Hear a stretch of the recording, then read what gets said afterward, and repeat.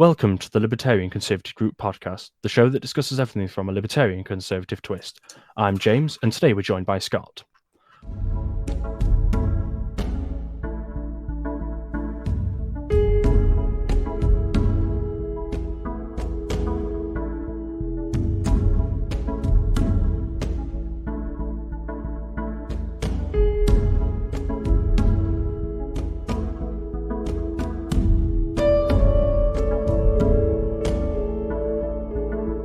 On today's show, we'll be doing things a little differently. In the usual format, we have a guest on to talk about their field of speciality, or current news topics, etc. However, today I'm going to be interviewed by our head of research, Scott. How are you doing today? I'm doing very well, thank you, James. Thanks for having me. Thank you for interviewing me. I'm going to hand everything over to you now, and you can get started. Thank you, James. Well, I guess best place to start is just jumping straight in. Like, obviously, like Libertarian Conservative think tank's been going for a while now, and I've been with it since the very beginning. And yes, you have. I've got a few questions to ask yourself. To start off with, about the think tank and what the objectives are. So, what is the long-term projection for think tank? The long-term projection for ourselves is to work with like-minded individuals and organisations. Those organisations and individuals don't have to be well-known or even big, but they do have to agree with, of course, the principles that we are aiming to achieve. So we're not aiming for parties like the Conservative Party. We don't want to work with them at all because they're too big and they're too set in their ways. I know we might come onto this later on, but I do believe the Conservative Party is part of the problem, and it's one of the reasons why the Libertarian Conservative Group was created. So it's more of a combining of two ideas in a way, libertarianism and conservatism as ideologies, and taking the best from both worlds, would you say?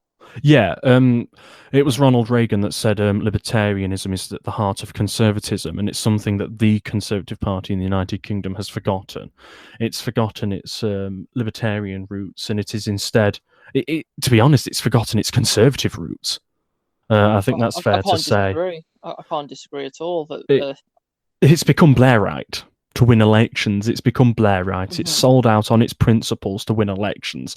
And once you're selling out your principles just to win, you're nothing. You're worthless. And that's what the Conservative Party is, unfortunately. I don't disagree. As a member of the Conservative Party for a long time, as the years have gone by, I became more and more disillusioned with the move towards the left of the party, which I saw more and more underneath Theresa May. Now, it started under Cameron, but it became a lot more apparent under Theresa May that this is going in the wrong direction entirely.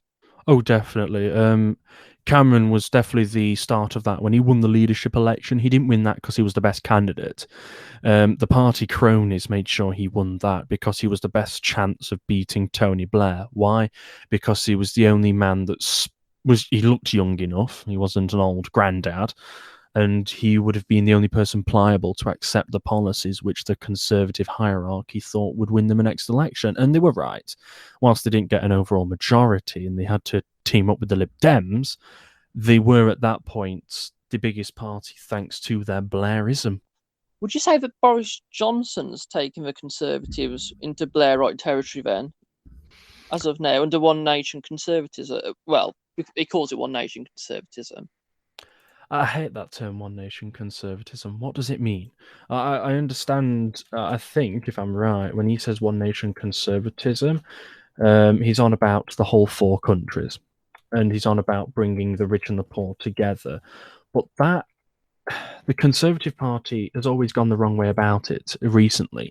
It's tried doing that by offsetting benefits from the rich to the poor, but that's no different than what the Labour Party does. It doesn't encourage growth. It doesn't encourage investment. It doesn't encourage learning or self-investment.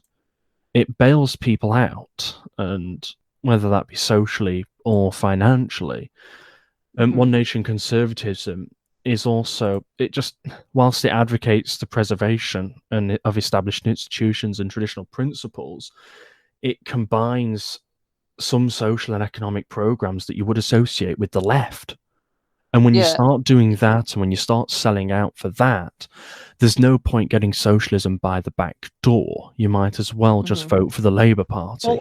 Well, one of the problems with One Nation conservatism I see in Boris Johnson is that he uses the slogan a lot, well, the term a lot, But historically, society under one nation conservatism, like Disraeli one nation conservatism. So I'm going back Yeah, a good while ago now. 1860s, I think. Yeah, he believed in a society to develop organically. You know, what we see now is under the new one nation conservatism really is more of a artificially created society which benefits certain individuals, Yeah, not through um, the labour perspective of inequality, but through a perspective of discrimination almost through economic means. yeah.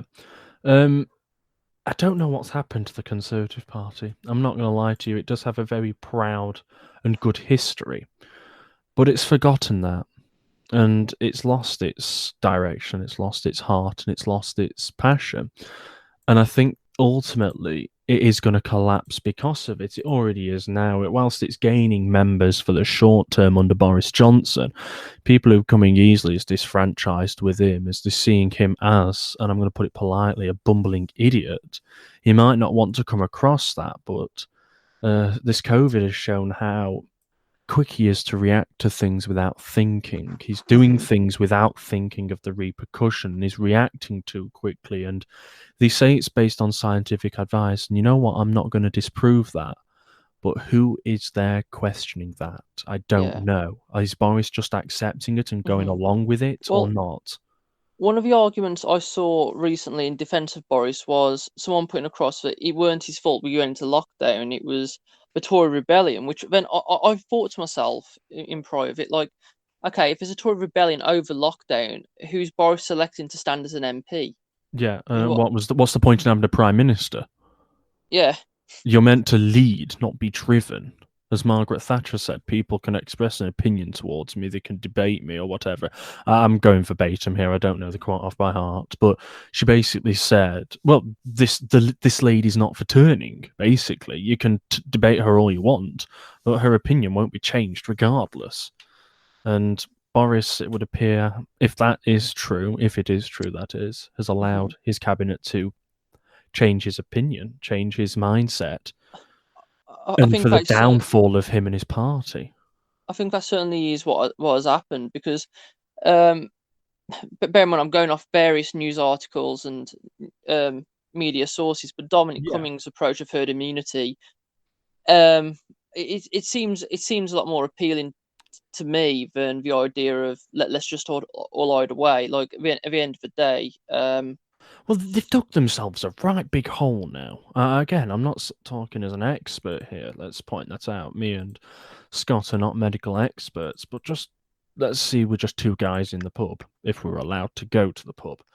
Um, he's dug himself a hole that he now can't get himself out of because he's at war now with all the unions.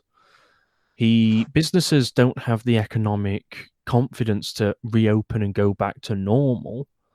Workers don't have confidence to go back to work. He's also, and that's it, he's opened a can of worms that he can't put the genie back in the bottle. Is basically what I'm saying now. He's locked down, great, but now no one wants to go back to work. And now I say no one. There are only a few people. Most furloughed workers do want to go back to work, but you've got the teachers who are saying they're not going to go back in June because of what the unions are saying. And you've got the rail staff and the transport unions all saying the same thing. And who's going to win? The way what he's shown right now is this man is for turning, and he will end up giving in to them. So of course, I yeah, just don't know anymore. But sorry, and we've gone off on a bit of a tangent there. But just going back to like you said, what is the long term projection for the think tank? We want to promote freedom of choice, free market yeah. capitalism. We do place a strong emphasis on self assistance and freedom of choice under a laissez faire and economically liberal capitalist society. That being said, we do, however, value key aspects of Judeo Christian morality. Just because we believe in capitalism and we believe in very liberal economics, I'm going to say liberal in the old term. I hope you understand what I mean by that, Scott. Classic liberal. Classic liberal, yeah. Yes. We do not believe in leaving the infirm and the poor behind. but there's a better way of helping people, we think, than what's been happening now, because you end up creating things like the welfare trap, where Hmm. even this Conservative government, in a whole, it's been in power 10 years now, and people are still trapped on welfare. If you work more than 16 hours a week, you lose more money than you've gained by Hmm. working 16 hours a week. So, Go would on. the think tank advocate more for charitable provisions, maybe donations, local associations being run as such? We do promote the use of charity, yes. Look at what Sir Thomas More's done, and he's done something very good here.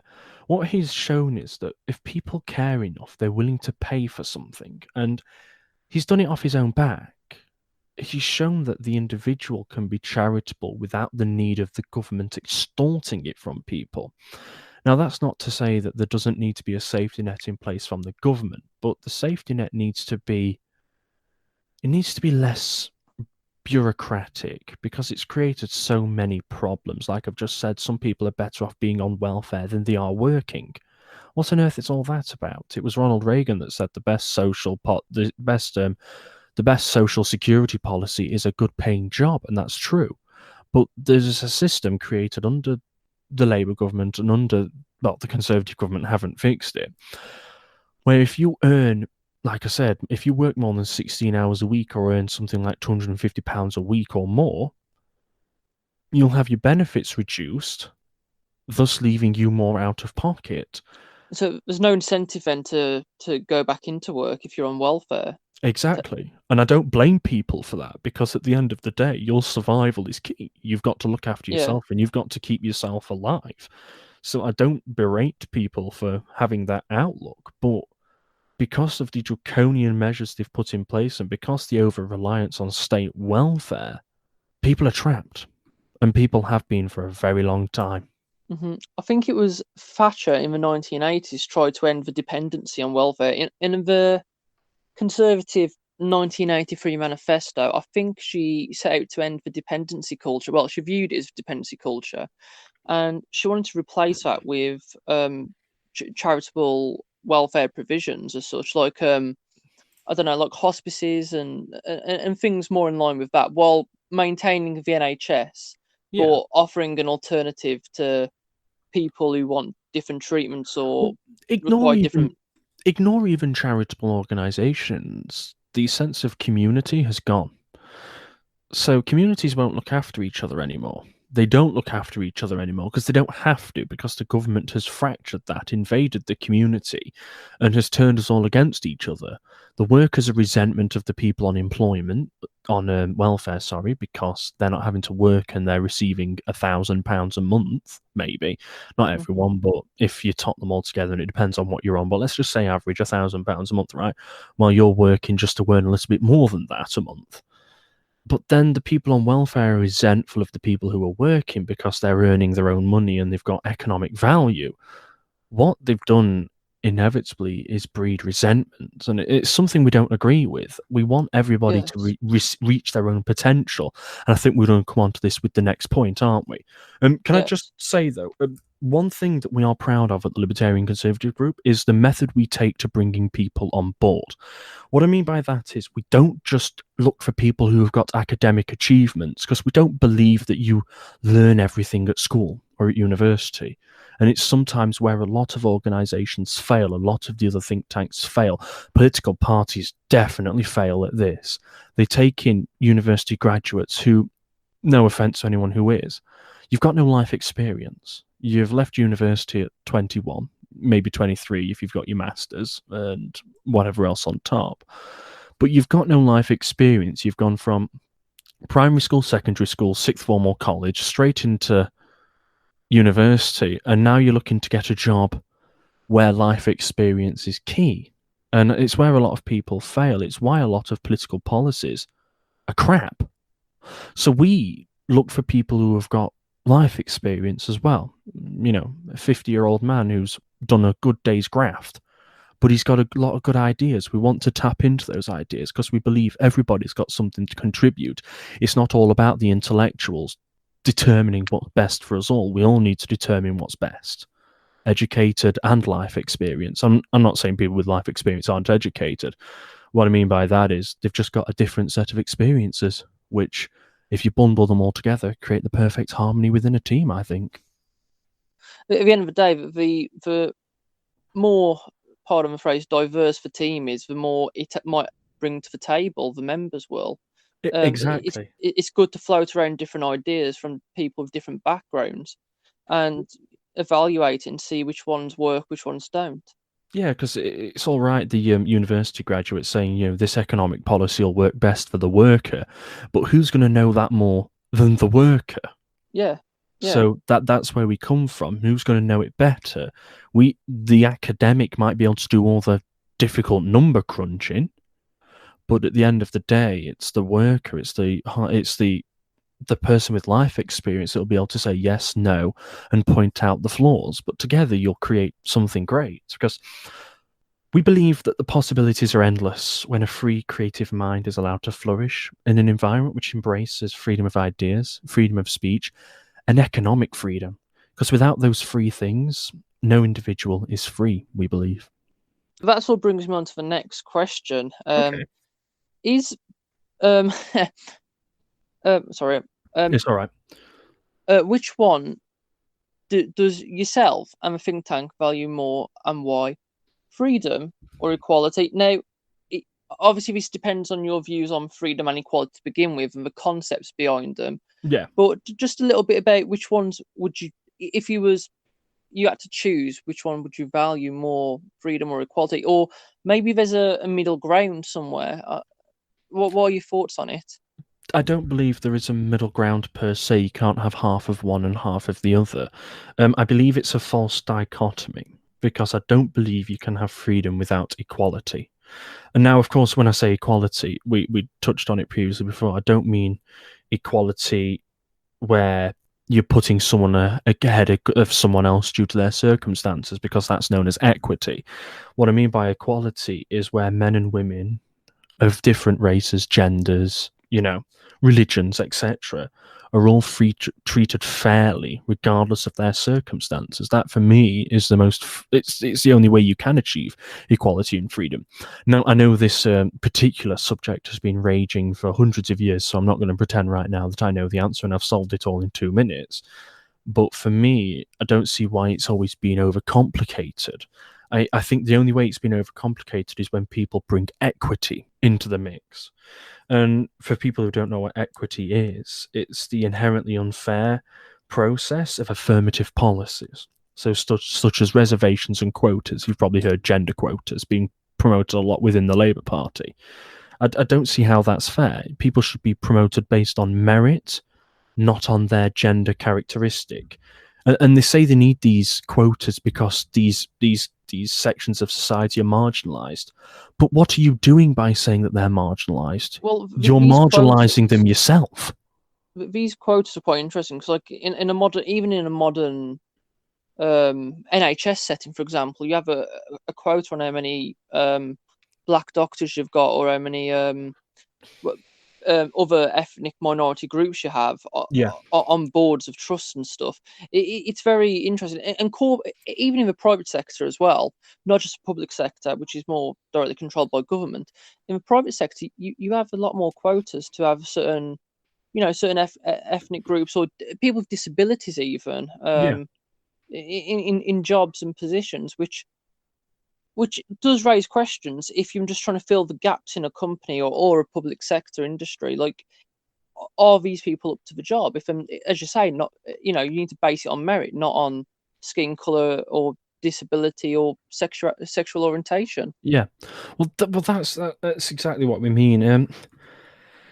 Equity is just a wrong way to go about things, and it's always promoted by people who claim that other people are discriminated against. But as soon as you start marginalizing them people saying that they're different because of X, Y, and Z characteristics, you know better than the racist who's singling them out, or the sexist who's singling them out for being different, because you're now saying they're different too and they must be given preferential treatment.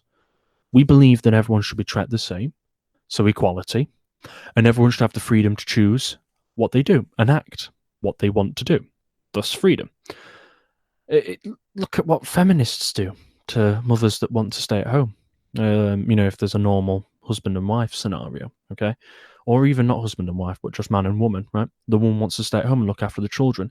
She's vilified for not being a proper feminist, but that's her choice. And if that's what she's happy to do, and if that's what she'll believe is her greatest lifelong achievement, then people should applaud her for doing it. Well, yeah, and also, like, it strikes me as being no one else's business, but apart from the people who live in that house and contribute to that household. If say, for example, the woman wants to stay at home and the man's happy to finance that and cover the bills while the woman's staying at home for Yeah. X amount of years, what is the problem? Why is that someone else's business? Now, I feel like we've just slightly gone on a tangent there, just by of course, mentioning stay-at-home mothers. But I think it perfectly sums up my position Well, in a very messy way. well, Freedom is a value. Worth more. Freedom is a value worth fighting for, but so is equality. And I would argue that there's no need to make a choice between the two, as you cannot have one without the other, and you only achieve the two when the individual is allowed to make their life as they see fit. I fully agree. Once more, it should come as no surprise because me and James have known each other now for a few years, and Yeah, we do agree on quite a few things. We yeah. disagree on others as well. Oh, But definitely. we won't. We're not on the same page on everything, Yeah, but me and Reese are of the same mind thread. That the individual should have the most choice and freedom possible. well, yeah, and that's. I think we were in agreement that that's the most important aspect of society, that the individual has the freedom to choose what his future is going to be, what career he wants to go into, whether that's a butcher or a doctor. It's up Yeah, to the individual, and but uh, everyone is valued just as equally. yeah. But their economic value will, of course, be different. But that does not mean that society is unfair. That means that Mhm. that person has made the choice that best suits them. I'd like to say, you don't get to choose when you're born. You don't get to choose when you die. So we should be able to get to choose what happens in the middle. That's a great way of looking at it. That Yeah. really is. Um, on that note, I will move on to the third question, which Okay. I'm going to ask you. Now, this is quite an interesting one because we were just on about society, and it sort of plays into that. Like, we were saying, people are not economically equal to each other, but Yeah. that doesn't mean that under common law in the UK that they're not valued the same if they commit a crime or they are a victim of a crime. Yeah. Now, under modern common law, well, under modern British law, we can debate that on a separate issue because it doesn't appear to be the case in all issues. However, the question I'm going to put to you is justice a false concept? And I don't mean justice in just in terms of the law, but I mean justice in general, like justice in a from when you're a child at school and you Yeah. get made to stay in for detention all the way up to a court level setting. Is justice a false concept? It's a good point. I don't think it's a false concept, but I do believe it's been diluted. And by that I mean, in its broadest context, justice includes both the attainment of what is just and the philosophical discussion of what is just, and the discussion is shaped by different viewpoints and perspectives. And with our ever-changing society and the mixture of cultures, stuff such as ethics, rationality, law, religion, we've just talked about equity and fairness, can change the position in which justice is viewed. Often, the general discussion of justice is divided into the realm of social justice as found in philosophy, theology, and religion, and procedural justice as found in the study and application of law. This is even different depending on which country you originate from. So, is justice a false concept? No. I think the rule of law would be a better one to put. The rule of law is definitely a concept that is weakened within time within our country. Liberty has Would been eroded and it's would disappeared.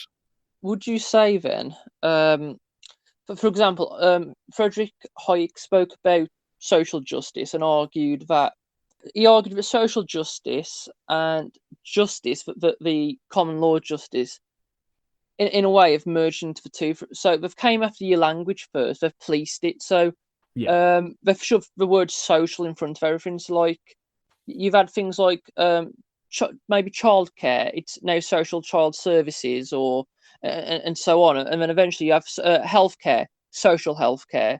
yeah, It's the policing of the language. And Frederick Hayek touches upon that, and he says they come for your language first. They change the way you speak, the way you think, and then eventually they can come for your laws, because after so many years, you all think on the sort of same wavelength anyway.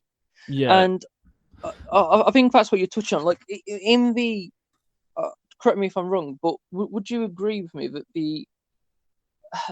the law in the UK does not offer justice? Not anymore. No. If it offered justice, it wouldn't be suppressing the rape gang report.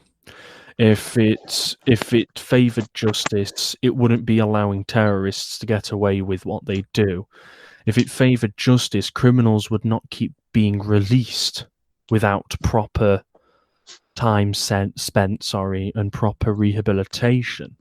This country doesn't believe in justice because the judicial system has been infected with what I can only call the liberal left over the last 30 years. Look at the Brexit case last year, when the government rightfully in its power could prorogue Parliament, but the Dame, I don't even know what her name was. Do you know what her name is? Sorry, is You, it? you, you're on about the Supreme Court Yeah, yeah. I'm on about the judge. Supreme Court ruling last year. I, I know you're on about. I'm not sure of the name. Yeah. Anyway, when she used the law that hadn't been used since King Henry VIII to bat down the government. Didn't Burkrow do something similar in Parliament No, as they were well? all at it. But this is what I'm getting to. Those people were not elected. Now, I know our politicians are not above the law, but the government did at the time use existing law to its advantage. And nothing law wasn't broken, and she said that. But she said the means of attaining it was unlawful due to some ruling in King Henry VIII's period, which I thought was just absolute nonsense, right? But it goes to show you what I mean when I say the breakdown of law and the general judicial process. They are It's funny. using it for their advantage and to get their point of view across every time. It's funny that you mentioned. I picked up on something in your in what you were saying. You mentioned the um, liberalisation of prison system, I think it was, and Yeah, I found that quite interesting. So I was watching a film recently made in 1979. It's called Scum. Very yeah, brutally graphic film. I think it's got Ray Winston in it, and it's about a Borstal, and it's showing a very conservative. I guess you can call it conservatively run um, sort of institution where beatdowns happen, and a very violent place. Not just the inmates were violent, but the guards as well. Now, while I'll argue that we don't return to a time where positions of powers were abused, yeah. with justice in the UK as it currently is, what I would like to see end, I know you'd agree with this, is the mandatory release of people halfway through their Oh, sentence. yeah. It It, depends on the crime, of course. There's some crimes that shouldn't oh even yeah, be going to prison for. yeah, Like, yeah. no offense, right? No offense, right? I'm not into the whole, pro drugs legalization, right? But I understand, of course, the idea of personal choice. This is where sometimes I Hmm. conflict as a libertarian conservative, right? But you should not. The police are wasting time when they don't have the resources on the little baggie of weed on someone's personal possession, when they're not going after the drug dealers and the gangbangers and the knife crime, and they're letting people get away with absolutely heinous crimes because A, it's not politically correct to prosecute them, B, the person's got enough money and fame to be able to talk the way out of it, so it wouldn't be publicly favourable to punish them. Yeah. And our judicial system is not fair, because if the likes of me and you did half of the stuff that some people get away with, we'd be seeing 8 to 10 years. Oh, yeah, 100%. I from the area I'm from, I actually know people who have been on trial for murder, Yeah. and one of them got away with it. I'm not going to go Yeah, into too don't much name details, names. but yeah, I'm not going to go into too much details, but basically, one of them got away with murder, and he claimed the guy who died fell into the knife in a nightclub on a dance floor. Yeah, you can't make this shit up. You generally can't make it up. You got away with it. My God. Yeah, Well, you yeah. fell into the knife. Well, just can I bring one thing up? Julian Assange. Look how the way he's Yes. being treated by the British government, and we can't say no longer we can't say anymore that we've got a free press, because they're holding Julian Assange on espionage charges, but those espionage charges have already been proven wrong. They're letting people out of prison, low-level criminals, yet Julian Assange is locked up in Belmarsh. He hasn't committed a crime. The United States wants to extradite him to the US so he can face trial over there. If that happens, he'll never be seen again.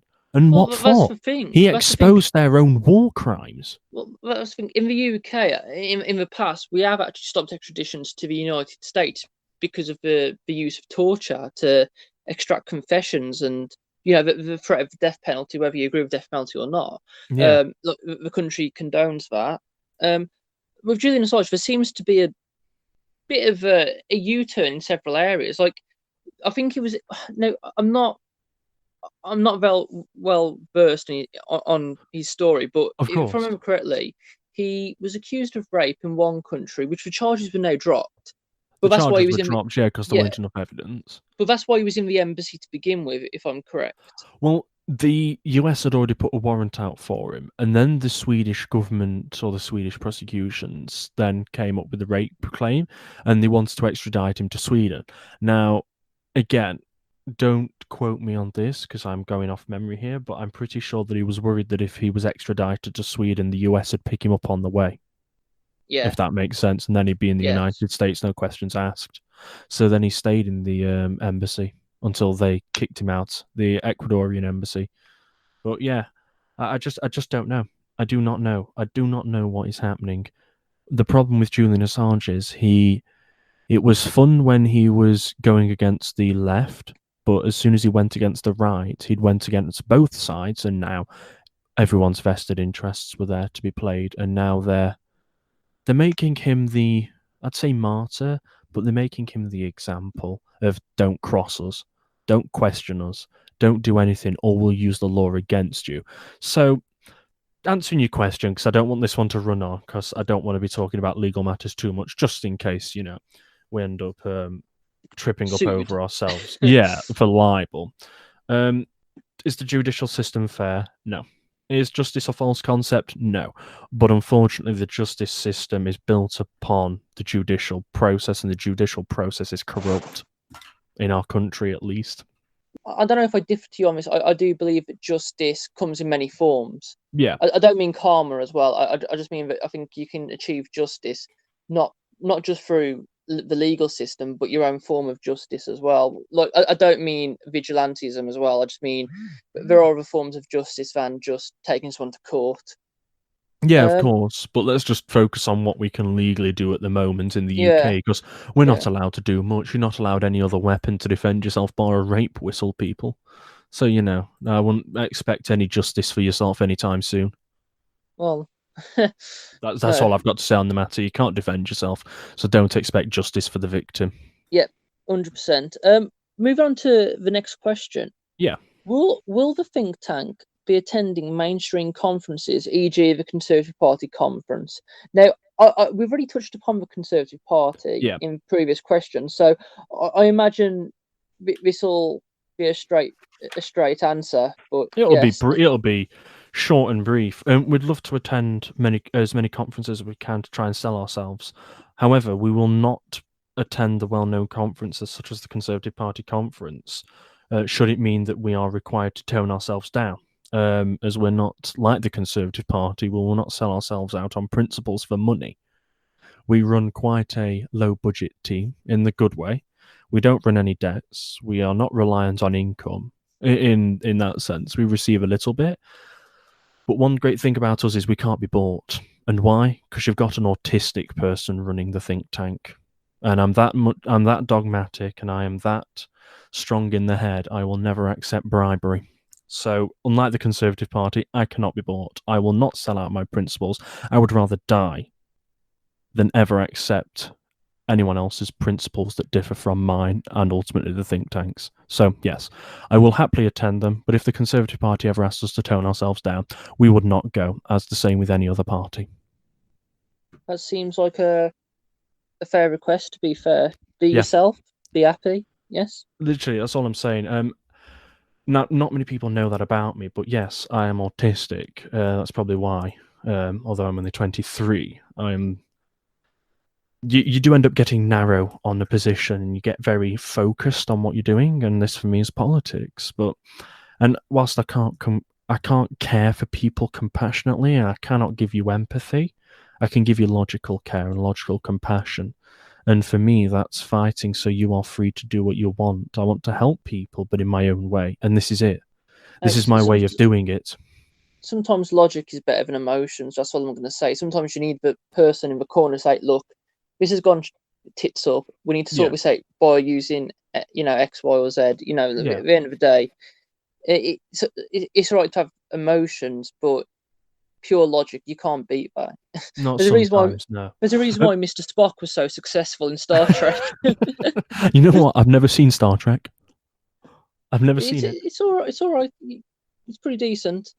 I will take your word for that. We were actually due to be going to the Spring Forum, though, weren't we? The Conservative Party Spring Forum in Harrogate. But of course, yes, we the were. lockdown came a week beforehand. So, that's that. Yeah, didn't they offer, if I remember correctly, didn't they offer to keep your money and just add you onto next year's list or something? Or was that the hotel? No, that was there. We took the refund on the ticket. Unlike other think tanks, we cannot sit around. We need, of course, money. Just like anyone else, we haven't got bank accounts and expensive donors. We have individuals who care just as much as we do. And like I say, we don't take bribes, we don't take money, and we don't take any special interest money either, and we never will do. So yeah. So if you want to trust anyone else with your liberty and your freedom, be it us. I've got nothing else to say on that bit. Well, moving on to the next question. We've already covered this in our earlier questions, but it's worth going over, I guess. So, would you say you're a libertarian conservative? And if so, how does this work with free market capitalism? Because obviously you have conservatives, a very broad church who, so some of them believe in regulations, and some of them believe in heavy regulations. Now, obviously, I think we can agree there must be some sort of regulations to stop a monopoly forming, which would be, what China does. If it's a state-run monopoly and a state-owned monopoly, then that's bad. But there is such a thing as natural monopoly, which should be allowed. And if we get rid of the I'll get onto the question in a minute. Sorry, if we get rid of the whole too big to fail, then natural monopolies will always work, because when something gets too big and it fails under its own weight, like look at Virgin, then something else will take its place. Thus, the natural cycle of capitalism. Yes. So when we talk about state monopolies, though, we're thinking more China, Soviet Union, for example, where the redistribution of wealth is decided by the state. Yeah, well, that's good. And the NHS is an interesting one, though, because it's a state monopoly within a sector of the. Yeah, but private health isn't allowed to do everything that the NHS is allowed to do. So. Well, yeah, it's the thing with the NHS is it claims a monopoly on everything while also refusing to offer services which private sectors can offer. Yeah. So it denies you a service, but claims to have a monopoly on the said service. So it's a really dodgy one, because the NHS it doesn't work in that regard. Not in its current form, no. Yeah, you can't claim to have a monopoly on something but not offer the service. No, it's nonsense. Anyhow, sorry for butting in. Finish your question. Sorry. Yeah. So would you say that libertarian conservatism works with a free market capitalism? Definitely. If you take it on its, I've been asked this question a lot, and not just so much does free market capitalism work with libertarian conservatism, but more down to the basic what libertarian conservatism is. And that's been by other conservatives, and that's the worrying thing, right? I've been asked by many conservatives, what's libertarian conservatism? Or that sounds like a load of twaddle, is my general response from people when I say libertarian conservative. They don't understand it. None of them don't believe in it, which is surprising because, putting it as simply as I can, you can have libertarian conservatism, or it can be known as conservative libertarianism. But it's a political philosophy ultimately that combines conservatism and libertarianism, representing the libertarian wing of conservatism and vice versa. So, libertarian conservatism advocates for the greatest possible economic liberty and the least possible government regulation of social life. Any conservative should strive for that, and so should the Conservative Party, but it doesn't. Mm-hmm. Why do you think that is? Do you think that's because I'm trying to buy the votes off the left, basically? Yeah. What the Conservative Party does is lie to its voters, and what the Labour Party does is bribe its voters. So yes, that's what I think. That's why I think they're doing it. It's also known as laissez-faire classic liberalism, but it harnesses this to a belief in a more socially conservative philosophy emphasizing authority and duty. Now, when we say authority, we don't mean, of course, strong arm of the government, but there does have to be some sort of social cohesion in place, some sort of social guidelines that we all agree to live by. Don't assault your neighbor, don't rob your neighbor, don't afflict anyone else. Don't do unto others that you wouldn't do unto yourself. It's a basic principle. Even if you don't believe in the Bible, it at least got that bit right. Don't do unto others that you wouldn't do unto yourself. It originated, believe it or not, in the United States. Libertarian, like I say, it promotes, of course, it prioritizes liberty. It promotes free expression, freedom of choice, free market capitalism, and to achieve the conservative ends and reject liberal social engineering. It can also be understood as promoting civil society through conservative institutions and authority. Now, institutions are things like your family, your country, religion, and education, and in the libertarian quest to reduce the state's power. I couldn't think of a better world. I couldn't think of a better world where certain things are promoted, like family, community, society, your country, your religion, if you so believe in it, whilst restricting the length that the government can go to control you.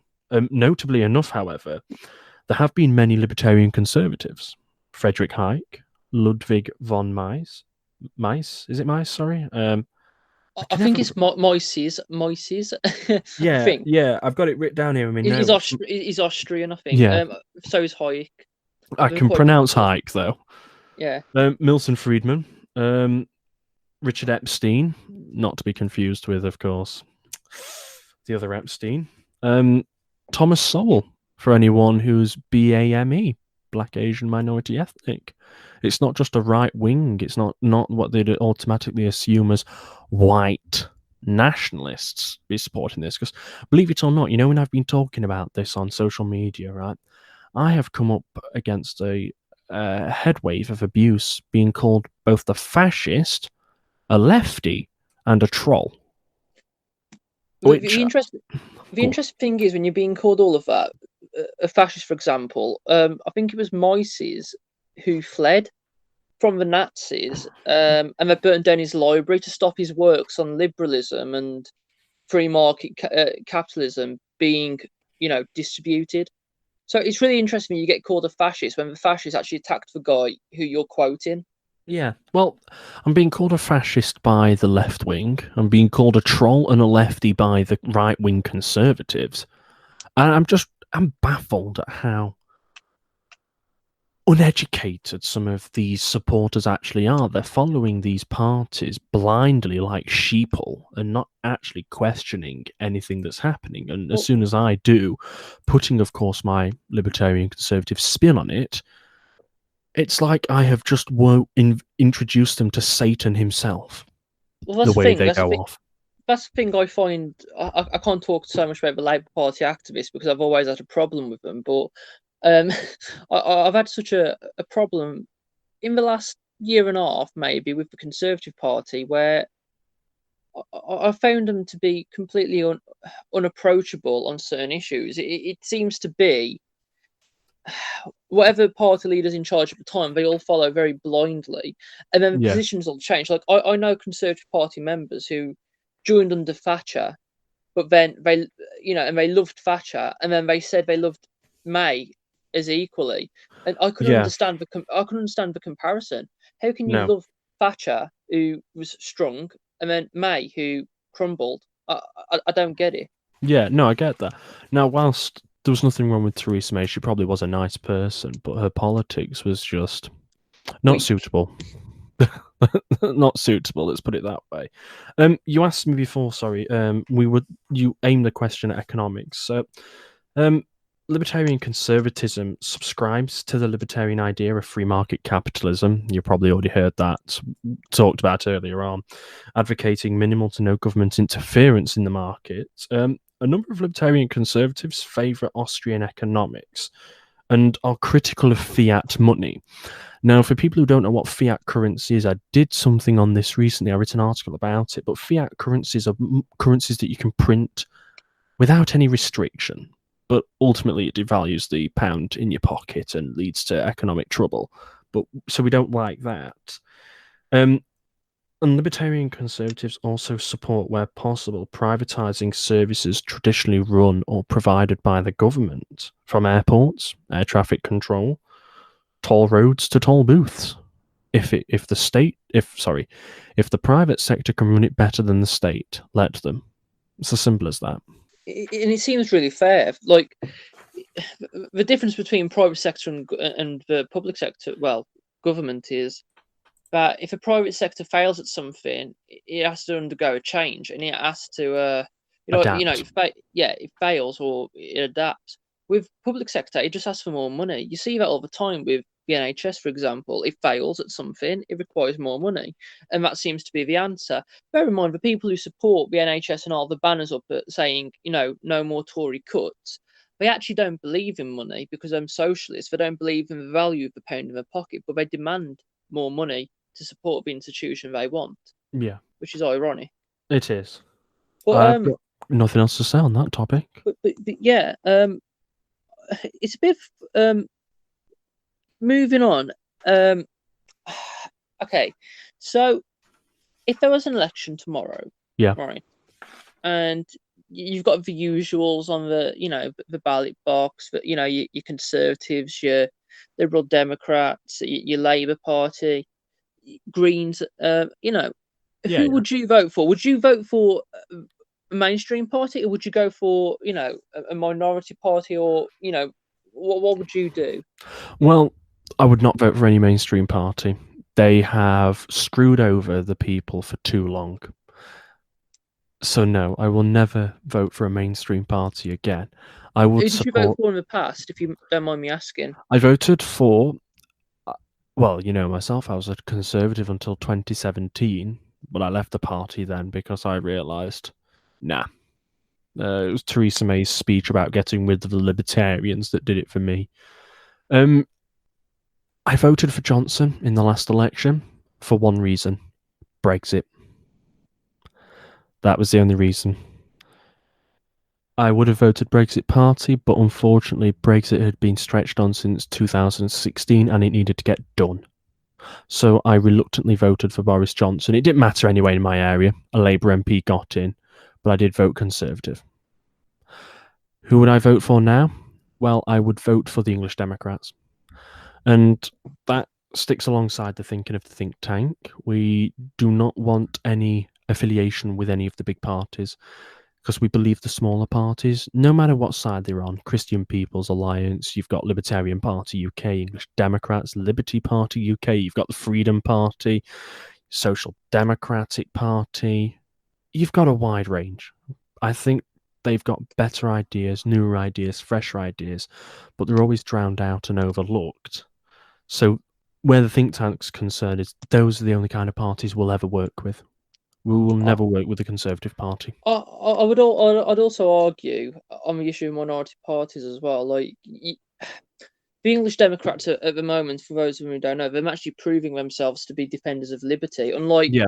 the Conservative Party, the Libertarian Party, the Liberal Party. None of these parties actually are doing anything productive to try and preserve some liberty with what we've got. The English Democrats, at least they've gone, look, this isn't right, we're stepping up. Yeah, and they've taken the government to court like they did last year over Brexit, the extension to Brexit. They didn't win. Of course, they wouldn't win. But it's having the courage and the gumption to fight that matters. So for me, what clinched it for me was when I was reading through the manifestos, because I was torn. I have been for some time, torn between the parties. You've got Libertarian Party UK, English Democrats, and Christian People's Alliance. Those were the only three groups I felt that I could even closely associate with. Right. Ultimately, what clinched it for me was what they put in their manifesto, and I'll read it out if you don't mind. Yeah, that's fine. We are committed to government of the people, by the people, and for the people. Those with power to affect our way of life must be answerable to the people. Democracy is much more than the ability to choose from time to time between broadly similar parties which compete amongst themselves for power. Real democracy is measured by the ability of the people to manage their political, economical, physical, and cultural environment. We favour directly elected executive mayors as a means of revitalising local government. They then go on to say that they're guiding principles, and one of them being is we favour the use of referenda in local government with a view to using referenda in other tiers of government if the experiment proves successful. A system that is used in Switzerland should be the model. This would enable citizens to petition for a referenda on certain policy issues. Proposed changes to the constitution should be referred to the electorate in referenda. The results should and would be binding. There could be a role here for a second chamber as guardian of the constitution. So again, they're also a party that believes in actually writing and codifying us a constitution. Now, I know the Libertarian Party believe in that as well, so I will give them a shout out there, okay? But they also say that rules are needed for the timing and funding of referenda with the aim of making them as fair as possible to all parties involved. And ultimately, they support moves to maximise individual liberty and to reduce state involvement in people's lives. That is a quote. All of those are quotes from the manifesto. Well, I've never ever had any personal dealings with English Democrats, but I have had personal dealings with the Conservative Party. Ironically enough, the Liberal Party once. I went to one of their meetings. It was quite interesting. It was just after Brexit, and I had an argument with a couple of Remainers. Yeah, it was fun. Ew. But I've had dealings with them. I've met a few party activists from the Labour Party and Socialist Party, even, who I go to uni with, and them a different kettle of fish altogether. But I've also had dealings with the Libertarian Party, but I've never had dealings with English Democrats. So that's something I will be looking into. No, I will defend them with this. They get a bad rap because they're viewed as English nationalists, and of course that's evil. But it's not. They believe in preserving Englishness, just like the SNP believe in preserving Scotland, just like Plaid Cymru believe in preserving Wales, just as Sinn Féin and the DUP fight over Northern Ireland. You see, all those nationalist parties are allowed, right? But in England, it's somehow evil. No, it's not right. Come up with constructive reasons why the English Democrats are useless, and they've got to stop dropping the whole racist argument. I do not know whenever Robin Tilbrook has been racist. Simple as that. And I mean racist properly. I don't mean questioning immigration. We've all questioned immigration in recent years. We have, yes. But, it's one of them.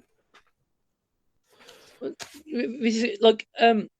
the question of immigration, though, I will say, I've someone who's got dual nationality, I've questioned immigration as well, because I've been told by my grandparents who came to this country that if you came, there was more of a sense of community, and you had to make an effort to prove you're worth something. Yeah. And I've got parents and family members who work in the public sector and for the government, and they said the level of skill which comes into the country and is seen being brought into boroughs which are poor areas, never the rich areas, but poor areas. It's quite telling, because you see poorer immigration in being moved to the. Bear in mind, they all arrive through Dover or wherever, like down south, but they always end up in poorer areas.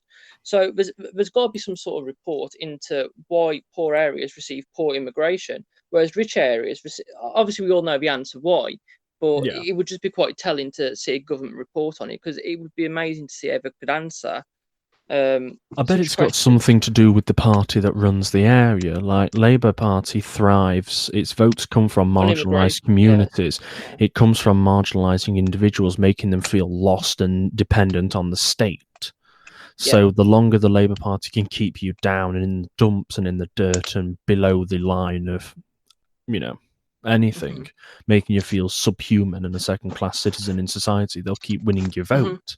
Well, that's the thing with the Labour Party. Bear in mind, I've had loads of dealings with our activists at uni and everything, and I've got to say they've always said to me that I should vote for them because of my personal reasons, and Yeah, I've always gone, same. but why? And they've gone, because we can make something better for you. And I'm going, hold on, I don't feel like I need anything to be better for me, which I can't Well, achieve myself.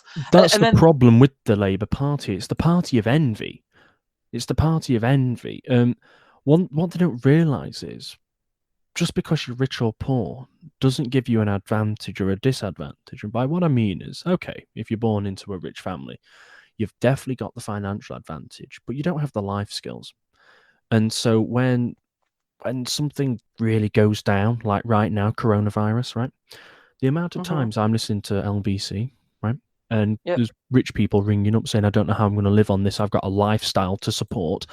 One last night, I've got my golf club subscription to pay for. Hold on, what? And she was really? complaining, and she was complaining that she had to sign up for welfare for the first time. Which, granted, if she's made her own money, great, right?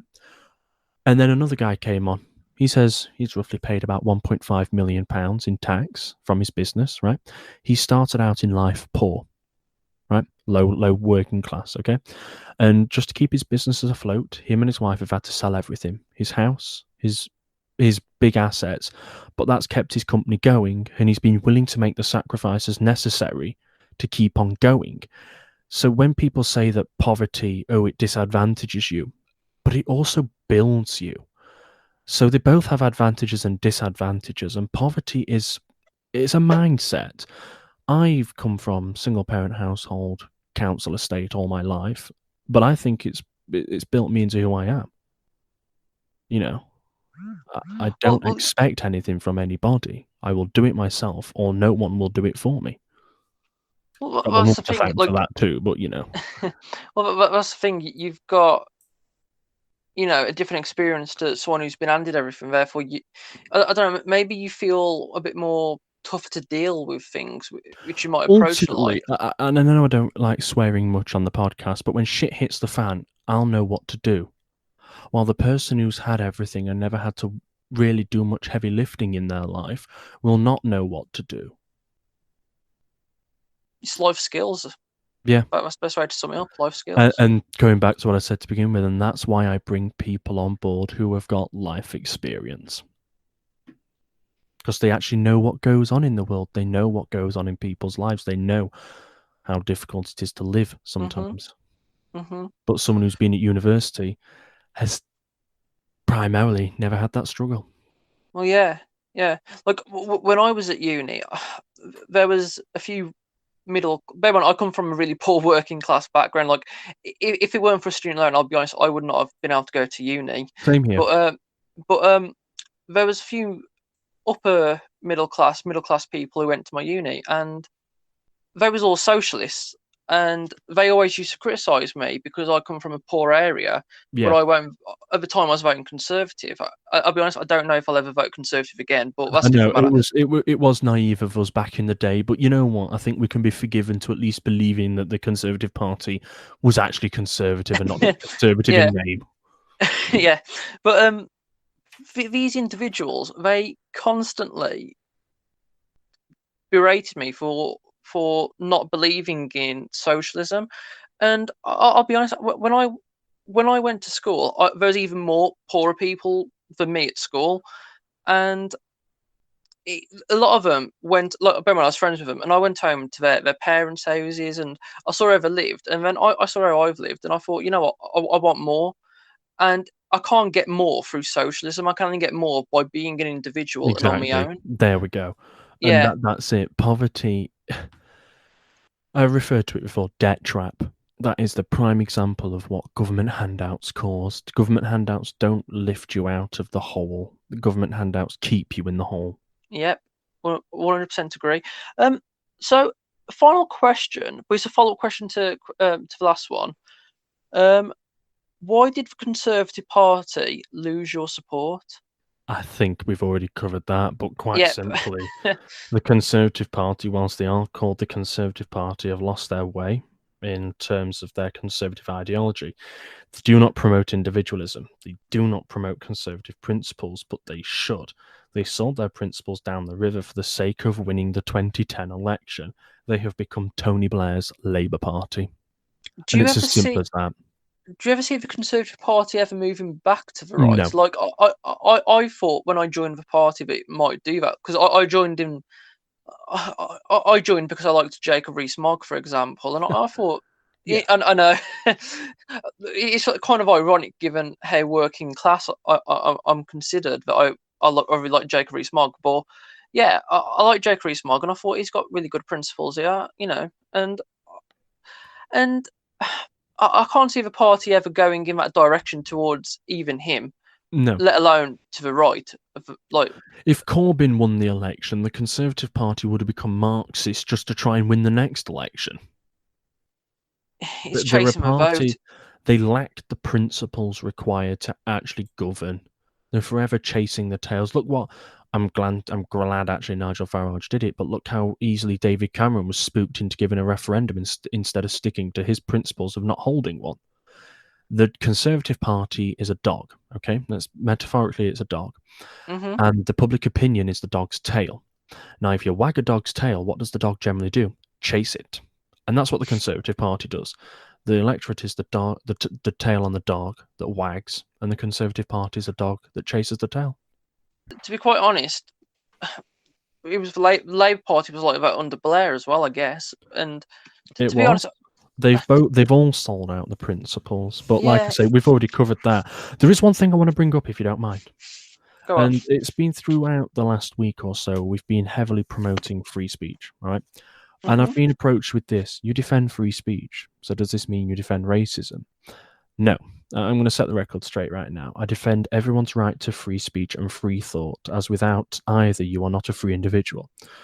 Of course, you do need a free economy as well, but I've had many people misrepresent what my position is and what the Libertarian Conservative Group's position is on free speech. In short, I think you should be free, to say what you like, think what you like, short of inciting violence or blind panic, such as shouting fire. I also believe racism should be spoken freely, and I'll explain why. I want to know who the racists are, so I and the wider society can debate them, learn where their prejudices come from, and then discuss these with them and hope to change their minds. This is the only way I believe you can defeat racism, not by brushing it under the rug, but by facing it head on.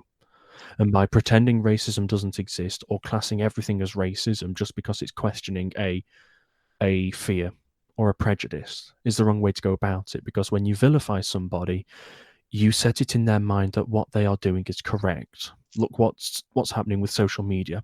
They've got the Barbara Streisand effect, where they're banning anything that questions the coronavirus right now. They're taking everything down, right? And what they've inadvertently done is, instead of dealing with the problem of, oh, Facebook's taking it down, so the conspiracy theory mustn't be true. No, Facebook's taking it down, so what are they hiding? Is people's response. And it's the same with racism. You're not allowed to question immigration. Well, what's bad about immigration then? What's happening? What are these people doing? And then people go into the narrow sets, and then they find other people that think like them, and they never escape that cycle of racism or prejudice, any isms. The only way you can beat it is by letting these people speak freely, not allowing them to hide in society, debating them out of their mindset, and moving on. This reminds me of the time when I was asked by a socialist supporter, would I debate a Nazi? I would. And I said yeah, and he went, I'd shut him down, and I went, well, you just drove them underneath the ground, which is what happened in the 1920s. I went, And if you the debate them, 30s.